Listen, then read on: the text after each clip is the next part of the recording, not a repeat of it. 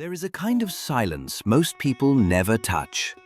Not the silence of an empty room, but the silence that appears when the mind stops reaching outward for noise, reassurance, and identity.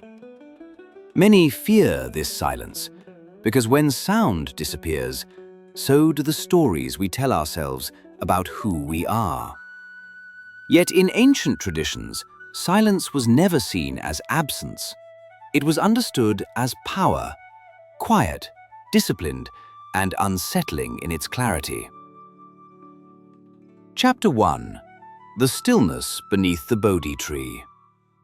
In the forests of ancient India, Siddhartha Gautama did not awaken through speech or instruction, but through profound inner stillness. Beneath the Bodhi tree, he turned away from the noise of the world and toward the movements of his own mind. In that silence, he observed craving, fear, memory, and identity rise and fall without interference. The Buddha discovered that suffering was not imposed from outside, but sustained internally through unconscious mental activity. Silence became the ground where Dharma revealed itself. This silence was not passive. It was deliberate, disciplined, and uncompromising. The Buddha did not suppress thought. He watched it. In watching without reaction, the illusion of control began to dissolve.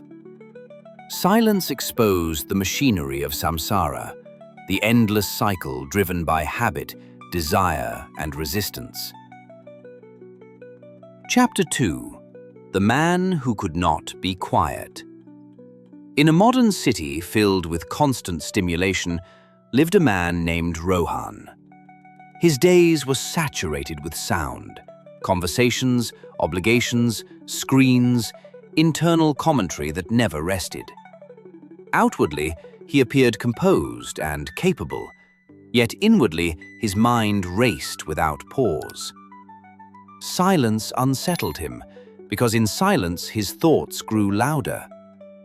Rohan believed productivity and motion were signs of strength.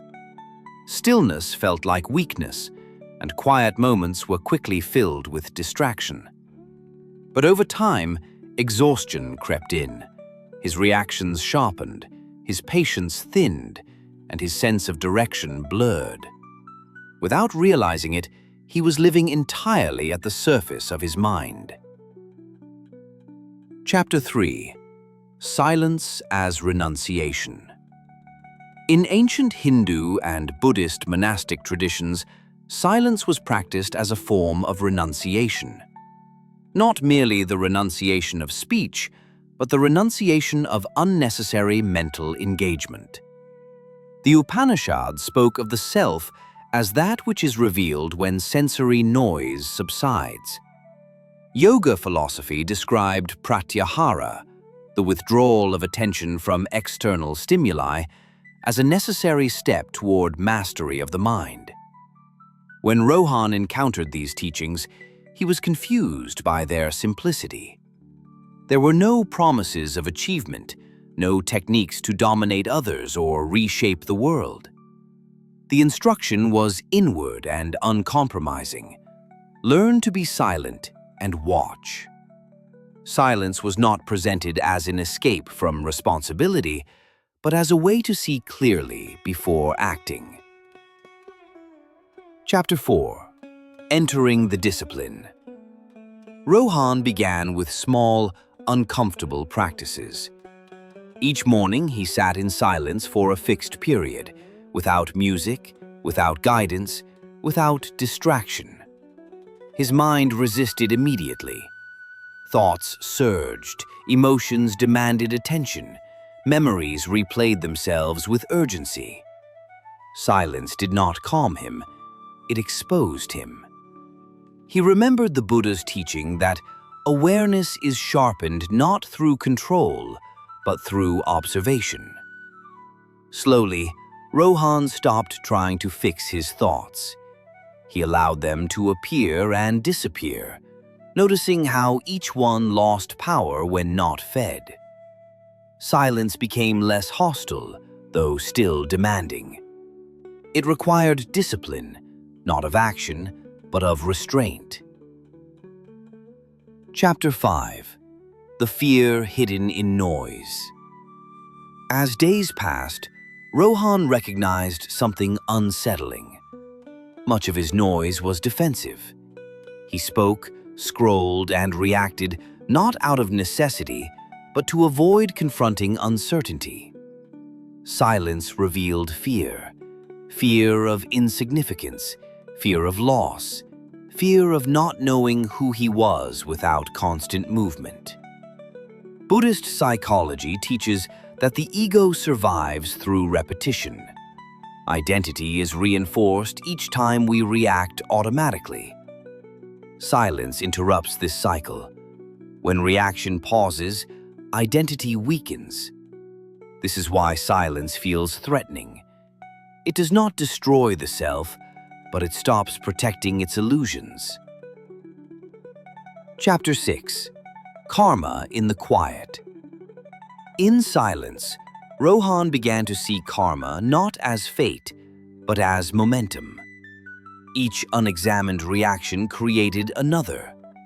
Each moment of awareness weakened the chain. The Bhagavad Gita spoke of acting without attachment to outcome, but Rohan realized this was impossible without inner quiet. A noisy mind clings to results because it cannot rest in uncertainty. Through silence, he learned to respond rather than react. Words became fewer, but more precise. Decisions slowed, but gained clarity. He was no longer compelled to fill every space. Silence became a filter through which action passed. Chapter 7. The Monk's Strength. Ancient monks were not silent because they lacked thoughts. They were silent because they understood the cost of unnecessary ones. Silence preserved energy. It refined attention. It allowed awareness to deepen beyond surface impulses. Rohan noticed his inner strength changing. He was less provoked, less dependent on approval, less urgent in his need to be understood. Silence created distance between stimulus and response. In that distance, mastery emerged. Chapter 8.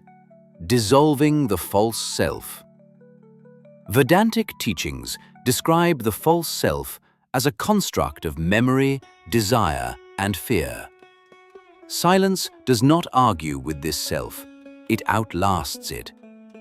As Rohan sat in stillness, identities he once defended began to loosen.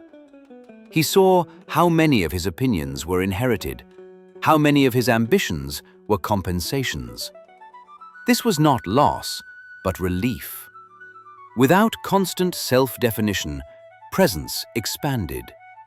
Silence did not make him passive, it made him precise.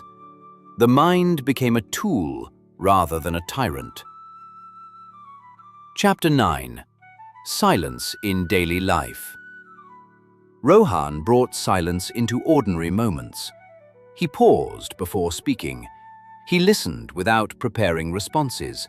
He walked without stimulation. These were not dramatic acts, but disciplined ones. Each pause weakened unconscious habit. The Buddha taught that nirvana is the extinguishing of craving. Rohan understood now that silence was the doorway. Not silence imposed from outside, but cultivated within. A mind that can rest without grasping begins to taste freedom. Chapter 10. The Quiet Authority. Silence did not make Rohan withdrawn or distant. It made him grounded. Others sensed it, not as dominance, but as stability. His presence carried weight because it was not seeking validation. Silence had given him something rare, authority without aggression. The path taught by monks and ascetics was never about escaping the world. It was about meeting it without illusion. Silence strips away what is unnecessary until only awareness remains. In the end, silence is not the absence of sound. It is the absence of compulsion. It is the space where the mind stops chasing and begins seeing.